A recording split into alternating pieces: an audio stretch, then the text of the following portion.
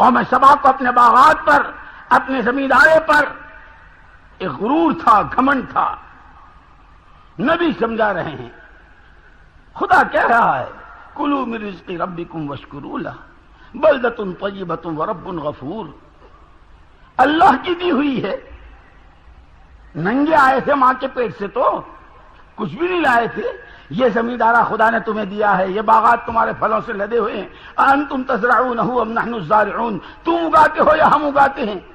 تم نے تو بھلے چنگے بیج کو بھی کھاد میں اور پہانوں میں اور گو موت میں اور گوبر میں ملا کر کے اسے رائے گا اور برباد کر دیا تھا.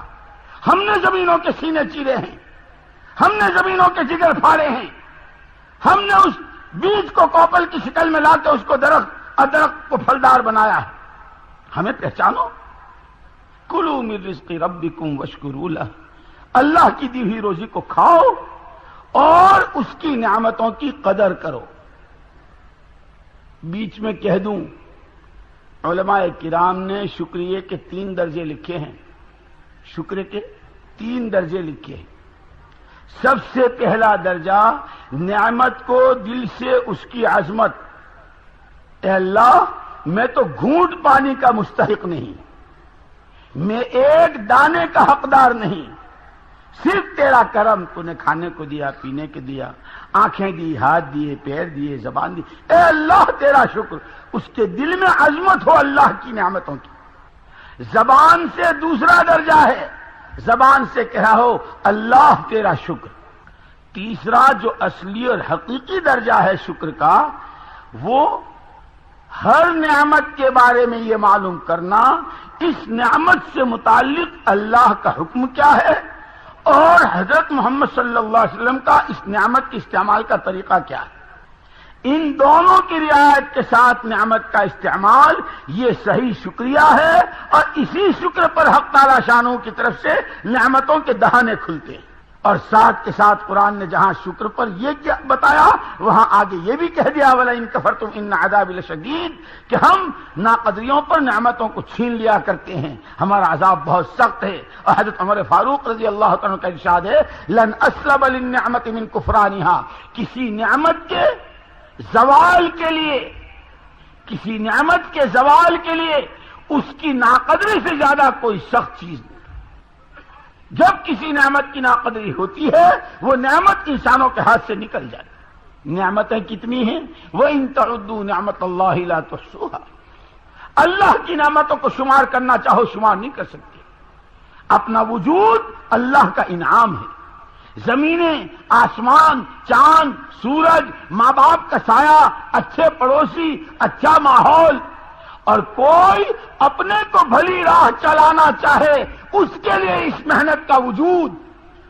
علماء ہمارے پاس، مدارس ہمارے پاس، ایمان کی اور دعوت کی محنت ہمارے پاس، چاروں طرف کا ماحول.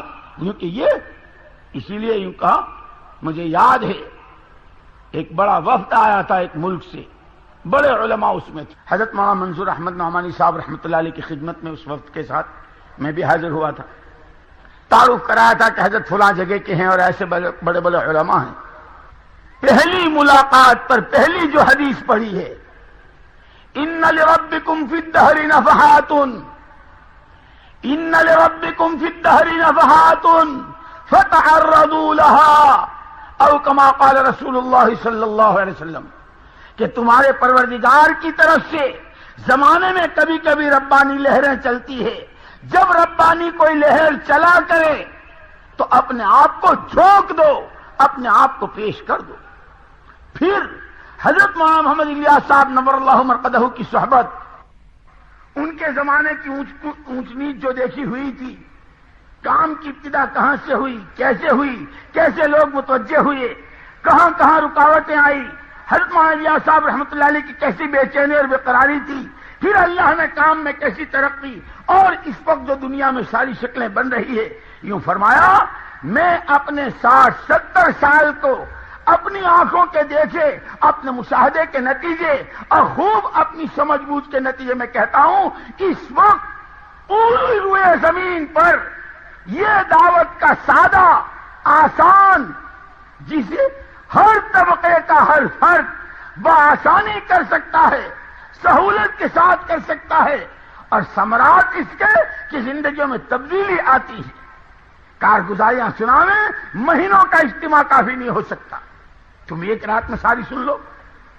یوں فرمایا، اس ساری، خود حدیث کا طالب علم رہا ہوں، فرمایا حدیث پر خوب گہری نظر ہے، اللہ نے توفیق دی ہے، قرآن خوب سمجھا ہے، علماء کی اور اکابر کی اور مشائخ کی صحبت میں رہا ہوں، حضرت مولانا صاحب رحمت اللہ علیہ کے شب و روز کو دیکھا ہے، کام کی ابتدا سے لے کے اب تک کا زمانہ اور اس پر آئے ہوئے سارے دور میرے سامنے ہیں۔ اس کی روشنی میں کہتا ہوں، اس وقت سے خطاب کر کے یوں فرمایا، ان لربکم فی الدہر نفحات، اس زمانے میں، اس صدی میں یہ سادہ اور آسان کام پوری امت کے لیے اللہ کی طرف سے ایک ربانی لہر ہے۔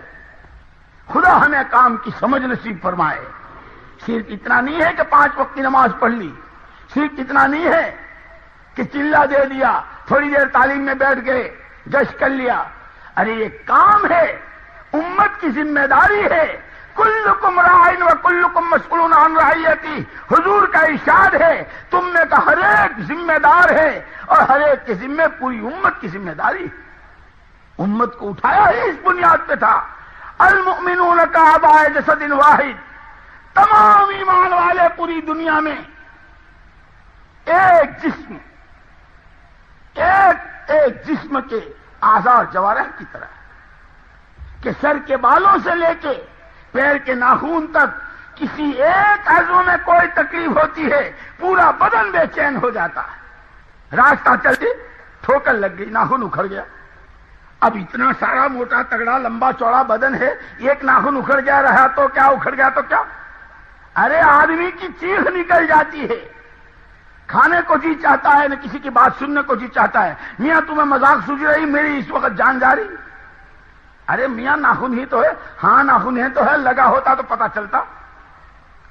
32 دانتوں میں سے ایک دانت اگر پانی لگتا ہے یا میٹھا لگتا ہے، تندرست و توانا سرخ سفید آدمی ڈھیر ہو جاتا ہے۔ دوست و احباب آتے ہیں، ہنسی مذاق کرنا چاہتے ہیں کہ میاں آج نہیں، آج جاؤ، مجھے بہت تکلیف ہے۔ ارے میاں دانسی میں تو تکلیف ہے، کان سے تو سن لو۔ دیکھو وقت ضائع مت کرو، اس وقت میری طبیعت بہت خراب ہے۔ نہ کان سے سننے کو تیار، نہ ان کے ہنسی مذاق میں حصہ لینے کو تیار، کہ ایک ڈار کی تکلیف پورے جسم کو بے چین کر رہی ہے۔ حضرت محمد صلی اللہ علیہ وسلم نے ایک ایک کلمہ گو مرد و عورت کو اس بنیاد پر اٹھایا تھا، جان تمہاری اپنی نہیں ہے، مال تمہارا اپنا نہیں ہے، تم اپنے لیے بہت تھوڑے ہو، تمہاری جانیں تمہارے لیے بہت تھوڑی ہیں، تمہارا مال تمہارے لیے بہت تھوڑا ہے، اصل تو تم اللہ کی مخلوق کے لیے ہو۔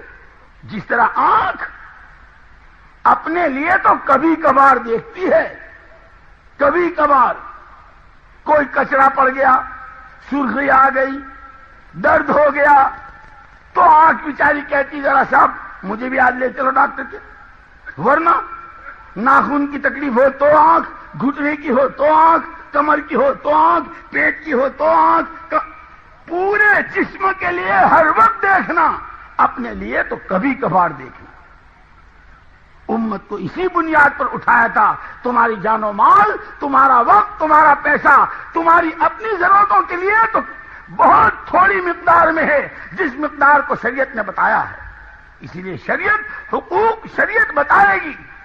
ہم تو بہت دور ہیں، ہم تو بہت دور ہیں۔ شریعت نے ایک ایک چیز کا حق بتایا ہے،